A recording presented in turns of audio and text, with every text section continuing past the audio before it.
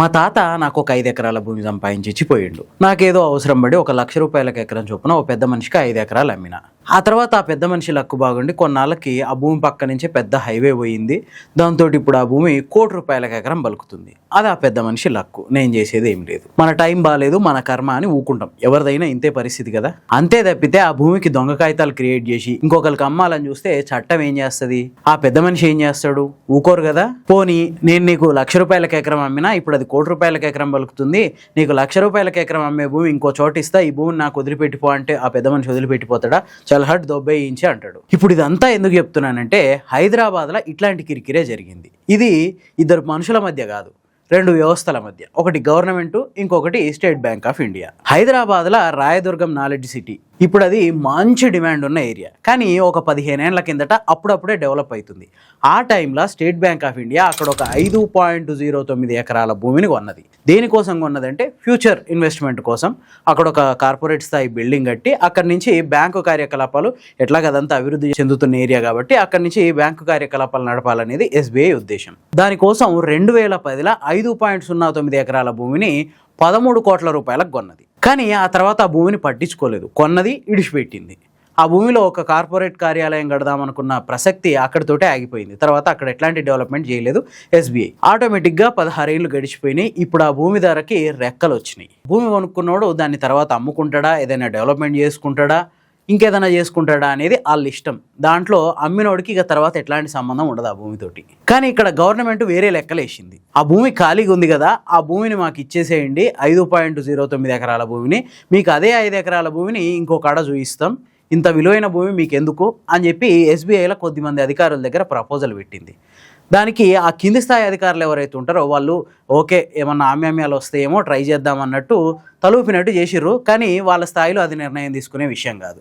అది బ్యాంకు ఉన్నతాధికారుల నుంచి నిర్ణయం తీసుకోవాలి. అదే విషయాన్ని గవర్నమెంట్కి చెప్పి మేము ఒప్పిస్తానులేండి అని వాళ్ళు ఏదో చెప్పిర్రు. కానీ పై స్థాయికి వెళ్ళేసరికి ఎస్బీఐ ఉన్నతాధికారులు దానికి ఒప్పుకోలేదు, ఈ భూమి మనదే, మన దగ్గరనే ఉంటుంది అని చెప్పి చాలా స్పష్టం చేశారు. కానీ ఈ లోపే గవర్నమెంట్ జూన్ 1వ తారీఖున టీజీఐఐసీ ఆధ్వర్యంలో ఆ భూమికి వేలం వేసింది. ఎకరానికి 204 కోట్ల ధర పలికింది. మొత్తం ₹1,038 కోట్ల ఆమ్దాని వచ్చింది గవర్నమెంట్కి. ఈ విషయం తెలవగానే ఎస్బీఐ హైకోర్టుకు పోయింది. అగో అట్లెట్లా వేలం వేస్తారు, ఆ భూమి ఇంకా మా దగ్గరనే ఉంది, మేమేం నిర్ణయమే చెప్పలేదు, మీరు అట్లెట్లా పోతారు అని చెప్పి హైకోర్టుకి వెళ్ళంగానే హైకోర్టు దాని మీద స్టే ఇచ్చింది. ఆపేయాలి, ఎక్కడికక్కడ పనులు ఆపేయాలి అని చెప్పింది. దాంతో గవర్నమెంట్కి ఒళ్ళు మండింది. అబ్బసాయిరామ్ అంతా అయిపోయింది, 1000 కోట్ల ఆమ్దాని వచ్చి పడింది అనుకునేసరికి ఈ బ్యాంక్ ఏంది ఇట్లా మెలిక పెట్టింది అని చెప్పి మస్తు నారాజ్ అయ్యారు గవర్నమెంట్లో ఉన్న పెద్ద మనుషులు. ఇక ఈ ఫైర్ తోటి బ్యాంకును ఎట్లనన్నా దెబ్బతీయాలి. ఇప్పుడు తెలంగాణలో లీడ్ బ్యాంకు ఎస్బీఐయే ఉంది. సో లీడ్ బ్యాంకు హోదాని దానికి పోగొట్టి కాళ్ళ బేరానికి తీసుకురావాలి. దానికోసం ఏం చేస్తున్నారంటే ఇప్పుడు మొత్తం గవర్నమెంట్ ఫిక్స్డ్ డిపాజిట్లన్నీ ఆ బ్యాంకు నుంచి తీసేయాలి, గవర్నమెంట్కున్న ఖాతాలన్నీ ఆ బ్యాంకు నుంచి తీసేయాలి. దీనికోసం మొత్తం అన్ని డిపార్ట్మెంట్ల అధికారులకి సూచనలు పంపింది గవర్నమెంట్. మొత్తం ఎస్బీఐలో గవర్నమెంట్ ఖాతాలు, గవర్నమెంట్ డిపాజిట్లు ఏమున్నాయో అన్ని లెక్కలు తెచ్చి మా ముందర పెట్టండి అంటే అధికారులు కూడా అట్లనే పెట్టిర్రు. ఇప్పుడు ఆ ఖాతాలన్నీ వేరే బ్యాంకులకు ట్రాన్స్ఫర్ చేయడం, ఆ ఫిక్స్డ్ డిపాజిట్లన్నీ వేరే బ్యాంకులకు ట్రాన్స్ఫర్ చేయడం, ఇట్లా చేస్తాం అని చెప్పి ఒక బెదిరింపులకు దిగింది.